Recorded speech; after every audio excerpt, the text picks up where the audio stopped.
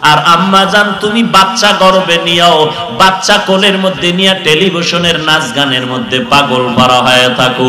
তোমার স্বামী যদি ঘর থেকে 2-3 দিনের জন্য ঢাকা যায়, ও মা তুমি তোমার সন্তান নিয়ে মঠবাড়িয়ার মার্কেটে ঘুরো, বেপরদায় আড্ডা দাও রে মা, গল্প গুজবে সময় কাটায় দাও। যদি তুমি তোমার স্বামী বাহিরে গেল কাজের জন্য, ব্যবসার কারণে, তুমি মায়ের দরকার ছিল নামাজ পড়িয়া স্বামীর জন্য দোয়া করা, ও দয়ার মাওলা আমার স্বামী কষ্ট করে কামাই করে, তুমি তার কামাই রুজিতে বরকত দাও। আয় আল্লাহ তুমি তাকে জিন্দা হায়াত বাড়ায়া দাও। আয় আল্লাহ তার কামাই রুজিতে বরকত বাড়ায়া দাও। কারণ স্বামীর মাথার ঘাম ফেলানো, টাকা পয়সা কামাই করা স্বামী নিজের জন্য করে না, নিজের স্ত্রী আর সন্তানের মুখে হাসি ফুটানোর জন্য করে। ওই স্বামীটা রাস্তায় যায়, কাজ করে, ড্রাইভারি করে, কত মানুষের সাথে ঝগড়া, কত মারপিট করিয়া ঘরের মধ্যে খানা দেয়, টাকা দেয়, স্ত্রীকে জানতেও দেয় না কত কষ্ট করলাম, কত ঝগড়া করলাম। ঘরে যাওয়ার পরে মা তুমি যদি স্বামীর সাথে ভালো ব্যবহার না করো, সন্তানের সাথে ভালো ব্যবহার না করো, তোমার কারণে ঘরে কোনো বরকতের আশা করা যায় না। অতএব আম্মা জান, ভালো একটা সন্তানের মা হইয়া কবরে যাও। এমন সন্তান আল্লাহর কাছে দোয়া করো, আল্লাহ এমন সন্তানের মা বাবা বানাইয়া দেও, মরণের পরে যেন সন্তান আমার জানাজার ইমামতি করতে পারে, কবরের কিনারায় দাঁড়ায় যেন সন্তান কোরআন তেলাওয়াত করে দোয়া করতে পারে। বাচ্চাটা বলে আমি নাকি রহমান, এই বাচ্চাটা বলে আমি আল্লাহ নাকি বড় রহিম।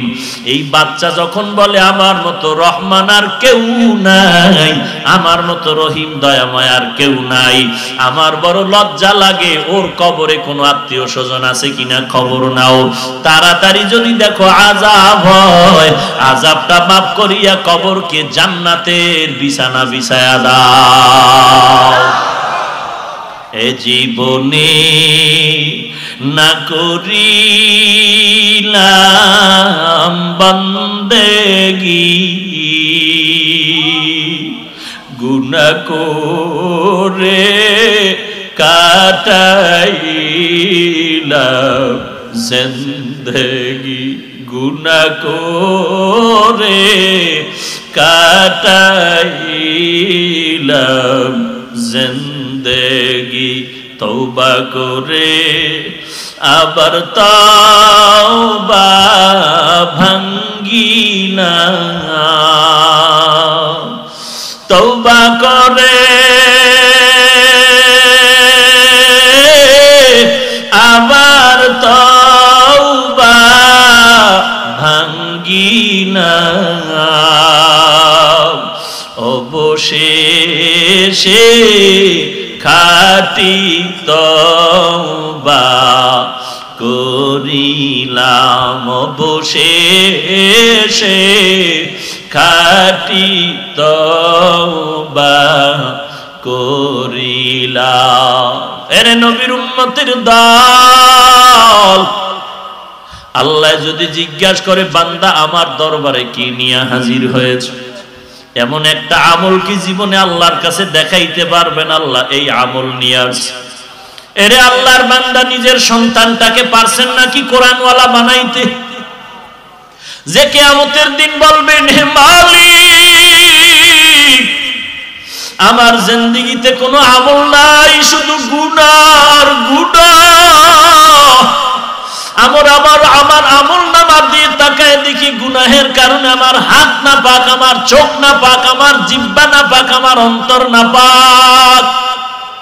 তবে আমি আল্লাহ তোমার দেওয়া সন্তানগুলো আমি দিনের পথে রাইখা আসছি।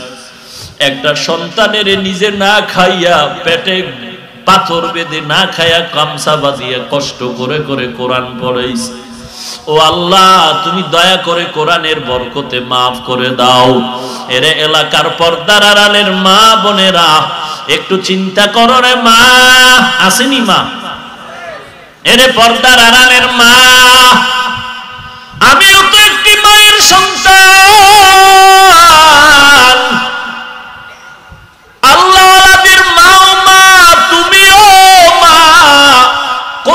যাদের মা, ও মা তুমিও মা, তুমি তো সাধারণ কোন মঠবাড়িয়ার মা না, তুমি কত বড় দামি মা জানো? তোমার আদর্শের কারণে তোমার একটা সন্তান আদর্শবান হবে, তোমার একটা সন্তানের আদর্শের কারণে গোটা জগৎবাসী আদর্শওয়ালা হয়ে যাবে। এরে আম্মা জান, তুমি তো খাজা মঈনুদ্দিন চিশতি আজমিরির মা, তুমি তো সৈয়দ সাকির মা, তুমি উজানির কারি ইব্রাহিমের মা, তুমি শামসুল হক ফরিদপুরের মা, তুমি মুজাদ্দিদ আলফে সানির মা। খাজা মঈনুদ্দিন চিশতি আজমিরি কত বড় একজন আল্লাহওয়ালা।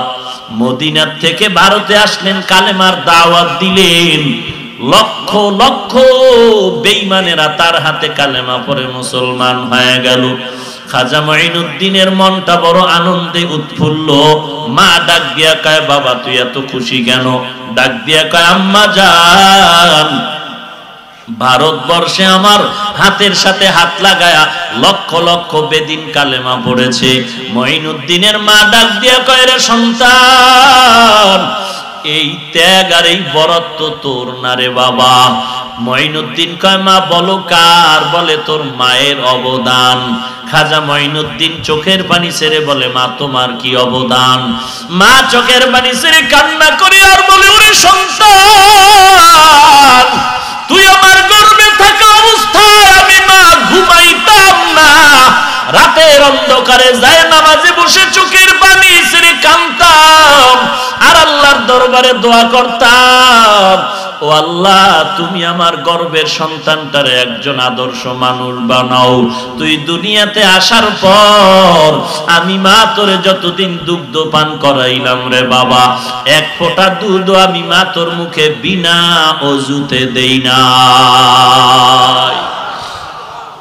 এরে পর্দার আড়ালের মা, বলো তোমার সন্তান তোমার দুগ্ধ পান করেছে, কি আদর্শ দিয়ে তুমি সন্তানের দুগ্ধ পান করাইলা? বিনা ওযুতে যেই মা সন্তানের দুধ দেয় না, এ তো জন্মলগ্ন থেকে আল্লাহওয়ালা হওয়ার সম্ভাবনা। কত সন্তানরা কান্না করে, হুজুর আমার সন্তানের মাথায় হাত দিয়া দোয়া করে দেন, মাদ্রাসায় দিলাম। আমি বললাম, দোয়ার কি আছে? আপনি বাবা হইয়া দোয়া করেন, সন্তানের জন্য কবুল হয়ে যাবে। বলে, হুজুর জানি, তারপর মনটারে মানাইতে পারি না, কারণ কয়েক মাস আগে আমার বাবার ইন্তেকাল হয়ে গেল। আমার বাবার কবরের কিনারায় দাঁড়ায় আমি একটু কোরআন পড়তে জানি না, কোরআন পড়া শিখি নাই। আমি কান্না করে আমার স্ত্রীর সাথে পরামর্শ করলাম, আমার সন্তানের আমি কোরআনওয়ালা বানায় যাব। আমি কিছু পাই আর না পাই, আমার কবরের কিনারায় গিয়ে যদি সন্তান কোরআন তেলাওয়াত করে, ওই কবরে আর আযাব কখনো হবে না। এরে নবীর উম্মতের দল, ওই কবরের আযাবের ঘর। নবী বলেন, কবর হবে কারো জন্য জান্নাতের বাগান, অথবা কারো জন্য হবে জাহান্নামের টুকরা। এরে নবীর উম্মতের দল, আজকে তোমার পায়ে ধরে ধরে বলি, নামাজ পড়ো, টুপি পড়ো, তুমি টুপি পড়তে চাও না। আর আমাকে যদি কেউ কোটি টাকার ফজরের নামাজ, 5 ওয়াক্ত নামাজ ঠিক মতো আদায় করা, এটা হইল মূল। এই জামানায় কে কত বড় দামি, কে কত বড় বুজুর্গ, এর এক নাম্বার পরিচয়, যে যত পরিমাণ গুনাহ থেকে বাঁচতে পারবে সে তত পরিমাণ বুজুর্গ। কথা ঠিক না? আল্লাহ আমাদের সবাইকে গুনাহমুক্ত জিন্দেগি দান করুন। আরো জোরে বলেন আল্লাহ পাক আপনাদের এই কষ্ট, আপনারা আসছেন কষ্ট করে অনেক দূর থেকে, গাড়ি ভাড়া করে, পায়ে হেঁটে, একমাত্র দ্বীনের মহব্বত। কথা ঠিক না? আল্লাহ আপনাদের সবাইকে দ্বীনের খাদেম হিসেবে কবুল করেন। আরো মহব্বতে বলেন। তাহলে আমরা কি জানলাম আজকের আলোচনার থেকে? 1 নাম্বার, জান্নাত পেতে হলে 1 নাম্বারে ঈমান লাগবে, কোনো বেঈমান জান্নাত পাবে না। 2 নাম্বারে কি জানলাম? ঈমান আর আমল করলেই জান্নাতে যাওয়া যাবে। আরো 2 দায়িত্ব পালন করা লাগবে, ঈমান আমল অনুযায়ী নিজে চলা, অন্যকেও চালানো। গুনাহ থেকে যেমন নিজে বাঁচবো, অন্যকেও। অন্য বলতে 1 নম্বরে কারা? আহাল। এক নম্বরে কারা? আহাল, পরিবার, সন্তান, স্ত্রী, এরপরে ঘরের প্রতিবেশী যারা এলাকার, এরপরের সিরিয়াল হলো উম্মতের চিন্তা। উম্মতের চিন্তা আপনার না, উম্মতের চিন্তা করবে ওলামায়ে কেরাম।